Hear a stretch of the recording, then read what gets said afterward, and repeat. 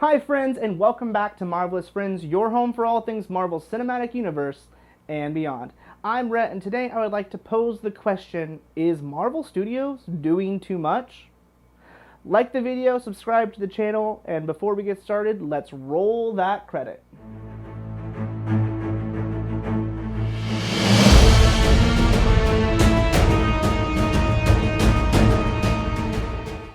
Marvel Studios has a lot going on right now because it's in a transitional stage between what was and what will be next. And a lot of people are looking at what will be that next big thing for Marvel Studios. Because, well, so much of what was is kind of finalized. Now, it was smart for Marvel Studios when they were starting out to go with the biggest characters that they could. Iron Man, Thor, and Captain America were fan favorites and well enough known by the masses to ensure early success with those films. And along the way, they introduced other characters that were maybe lesser known, but just as important to the comics, that now are very popular, so much so that they receive their own franchises. For example, Black Widow, Hawkeye, and Loki are all receiving their own independent film or series run because of this growth in popularity. However, as we're moving forward, it looks like there's a lot going on and a lot of new characters to be pushed out. And I'm just wondering, is this maybe too much too fast for Marvel Studios? Now, as a fan of Marvel, I personally can't get enough, and I am a greedy fan like anyone else, and I want more. However, that idea might cause some issues for Marvel Studios in the long run, and they might burn out of characters before they're really able to be at a point where a restart is possible. Because a restart is coming. It's inevitable and it's going to have to happen eventually. At some point, Marvel Studios is going to have to say, okay, we are at a point in time where we need to go back to the beginning, start afresh, and begin the story all over again, and finally do some recastings of these original characters that are no longer in the MCU. Characters like Captain America, Iron Man, and Black Widow, for example. Now, of course, there are different versions of these characters, and they're sure to take some of those different versions when they reintroduce them in the future. However, I'm hoping that that will be a long time away, because I really want to see what the MCU can do with some other characters. But for the first time, Marvel Studios basically has free reign to use whatever character they want. Initially, of course, the X-Men and all the mutants were over at Fox, and Spider-Man and all of his characters were at Sony. Now, granted, the latter is still true, but there is a partnership there, and I'm sure if they really wanted, Disney and Marvel Studios working together could pressure Sony into allowing a little bit more of a crossover moving forward. And I honestly think that's in Sony's best interest, and Sony understands that as well. And of course, there's the few characters that were over at Universal, and clearly that is no longer the case because we know that She-Hulk is coming to Disney+, and that was one of the characters that Universal Studios still had a hold on for the rights for production. So that means that basically Marvel Studios has every Marvel character available to themselves, and it seems like they're really pumping them out in this next phase. We have so many characters that are going to be introduced. And let me just break down what I mean by that. To really demonstrate what I mean here, let's start off by talking about just the films in the works at Marvel Studios. And I'm going to start by talking about established franchises. And I will count Black Widow in this because technically, yes, she is a new independent film franchise, but she is a pretty well-established character. We also have, besides her, Doctor Strange receiving a sequel, Spider-Man's getting a third film, Thor's getting a fourth film. We know that Captain Marvel will be getting a sequel, as well as Black Panther, and of course there is the third Guardians of the Galaxy film in the works. And considering that most film franchises get a trilogy, it could be expected to receive a Black Panther, Captain Marvel, and Doctor Strange third film as well at some point in the future. Now, typically within each of those films, we are introduced, of course, to the villain, and the villain has a couple lackeys that are named characters from the comic books, and then there's usually a supporting character or two in there as well. And that means that on average, an established franchise film introduces anywhere from 3 to 5 new characters in a film. And that right there is almost rounding down, let's say, 30 new characters to the MCU in established film franchises. Now, if you look at new film franchises that are coming out, like Shang-Chi, The Eternals, we know Blade is coming, Fantastic Four, and eventually the X-Men ensemble, that is a ton of characters, because not only do you have the main title character, you have to establish all their inner circle that'll be established for multiple movies, just like Bucky was in Captain America, and he appeared in all the Captain America films. There's going to be one or two characters like that for each of those films. And then when you look at things like the Eternals and the X-Men, those are huge ensembles of characters, and they're potentially going to be introducing upwards of 15, if not more, characters from the comic books.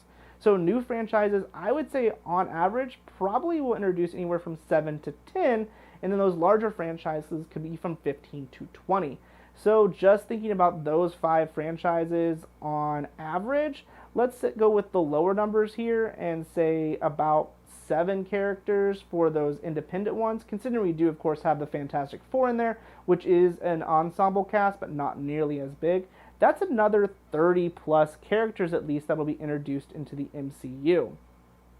That means within the next 5 years, because we know that the X-Men are coming within 5 years, that is potentially 80 new characters in the MCU from the comic books just in film alone. Not looking at all the potential team-up films that are going to be a part of that, which will bring in new villains as well, and all the Disney Plus series that are coming into the MCU as well, and any other future projects that might happen, because of course we do know that ABC has been in talks with Marvel Studios wanting another TV show for the channel.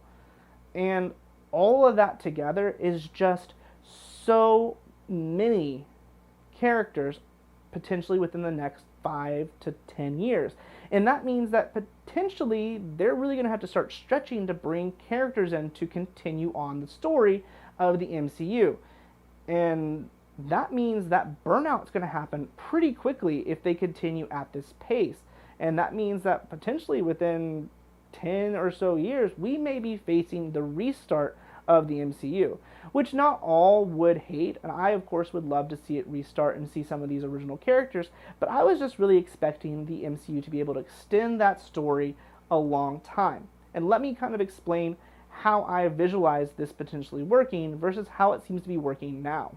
In my mind, the best way to prolong the MCU to avoid a quick burnout of character use and potentially having to start over too quickly, I really think that we should look at this in the phase and saga mindset. So to keep everything in kind of context to what we've had so far, we'll call what just happened the Infinity Stone saga, which was made up of 3 phases because we are entering into that 4th phase.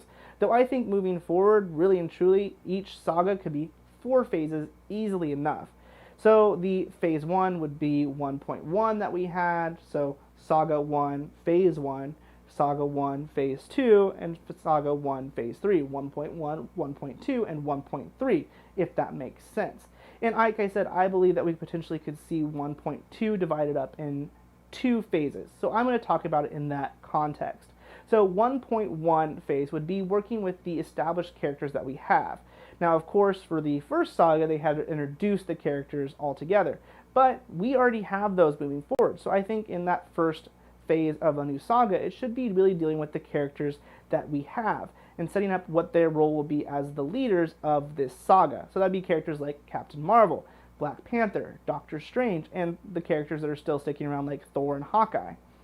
This phase would see no introductions of new characters because we can have enough as it is to focus, kind of creating a new core 6 of characters. During the phase point 2 of the saga, or this could potentially be 2 phases, we would be introduced into 1 or 2 new characters during this time. These would be characters in the title franchise of their own that have something to offer and devices that are necessary for the setup for what the eventual big arcing story will be. Much like Guardians of the Galaxy really began to establish the idea of the Infinity Stones, and Ant-Man was used to introduce the Quantum Realm, a device that was needed for the grand finale. The final phase, which would be either point 3 or point 4, depending on how it's broken up, would again probably introduce 1 new character, as there would be something needed in all of that to really wrap it all up, kind of like how Black Panther was used as a setting for the big final fight sequences. And of course, that phase would end with the grand finale of the saga. That would be a 2-film kind of overarching team-up franchise like we had with Infinity War and Endgame, and then a final independent film of an established character again that launches us into the next phase, much like Spider-Man Far From Home did. And then we would begin that again, using a core 6 of characters in the first phase of Saga 3, and Saga 3's phases, that middle set of phases would introduce a couple new characters, which would then be our main characters in the phases of Saga 4, if that makes sense. I know it's kind of confusing and all that stuff, and I know that Marvel Studios is wanting to get away from this saga and phase idea, but it's just an easy way to organize their story development, and I don't know why they're trying to get away from it. And really looking at this, I could see the X-Men really making up the entirety of their own saga. So to introduce them and try to use them alongside of everything else and the Fantastic Four, which I get it, and I too, like I said, I want them. I'm a big fan of the X-Men, and I like the Fantastic Four, and I think that the Fantastic Four especially are long overdue a really good film version of the team. But it's just a matter of using too much too quickly. And if I'm being honest, even though I'm a big fan and I love everything that Marvel Studios puts out, and I continue to want more and more content because I want to watch and I want to enjoy it, I do think that they're really kind of burning through too much too quickly, and maybe they should take a step back and slow down. Because if they're doing too many projects, what we'll see here beyond that is another issue of recasting. And that's something that fans don't necessarily respond to all that well. Because if they have too many characters running at the same time, they can't necessarily do all that they want to with that character. For example, let's say things get piled up and they're not able to get around to Captain Marvel 3. And Brie Larson really isn't at the point where she can be a main point hero anymore. So what does that mean? They have to go with a different version of Captain Marvel for version 3, or recast her and have Carol Danvers played by someone else who looks enough like Brie Larson? It just kind of raises some flags for me that I think potentially could be a problem even beyond wanting to restart. And I think if they went with this really structure of a core 6 every saga and only introducing a couple characters and those being the core 6 for the next saga, would really allow them to last multiple sagas down the road, potentially long enough that basically every generation would have their own version of a character, meaning that they probably wouldn't really need to come back around to Captain America until our generation is maybe even not around anymore, depending on how long we last, because, you know, that's becoming longer all the time. But it's just another way that they really could extend those characters, and then potentially they would allow characters to stay in them longer as well, because at this rate they had to kill off some of these core characters because, well, A, they were aging out, but B, they might need them again and need to introduce new versions of those characters really quick in the future. Whereas with this structure, they'd be able to prolong that. So you could see characters stick around for a long time, maybe even beyond the point where they would be able to be highly involved in the action. I mean, we have Hank Pym, who used to be Ant-Man, and that's established that in the MCU at some point in the past, in an earlier establishment or attempt of the Avengers Initiative, he was Ant-Man for S.H.I.E.L.D. But now he works as an administrative level, kind of guiding the new team of Ant-Man and the Wasp. And we could see the characters of Hope and Scott act in the same manner, potentially as kind of the guidance and admins for their daughter, who will either be Statuess or Stinger, depending on which version of the character they go with, Cassie, and her being a part of the Young Avengers. So it's just a way to really prolong everything, I think, in my mind, to go with this more structured phase and limiting the number of characters. Yes, it does kind of hurt us, and as far as Disney Plus goes, I didn't really even talk about it. How this would work in this phase system is it would be a way to develop secondary characters. Sidekicks or villains could receive stories on Disney Plus to really expand them in ways that they don't necessarily get to feature in those main character spots in the franchise films. Kind of like Falcon and the Winter Soldier. They're kind of developing the characters more because they've always been a secondary character or villain in the films. and it allows them to have their own story in a way that we get to enjoy it as fans, but doesn't necessarily introduce a whole bunch of more characters. But that's enough for today. I would love to know what you guys think about this question. Do you think Marvel is potentially doing too much at Marvel Studios and introducing too many characters too quickly? Now, this is all my own opinion and thought, and just something I had been thinking about lately when really looking at everything that's in the works. And again, I am excited for everything. I can't wait. I really look forward to everything that's in the works. It's just that I potentially see a point where they're really going to burn out and have to restart the MCU, and I just don't want that to happen too quickly, that it forces them into a position where they have to. I want it to be something that happens naturally and it happens at the right time. But that's going to do it for today. Again, let me know your thoughts on this question I posed in this video down in those comments. And as always, if you enjoyed the video and the discussion it poses, give this video a like. I appreciate it. And subscribe and set those alerts to catch all my future videos. Until then, though, I hope you all have a marvelous rest of your day. Bye, friend.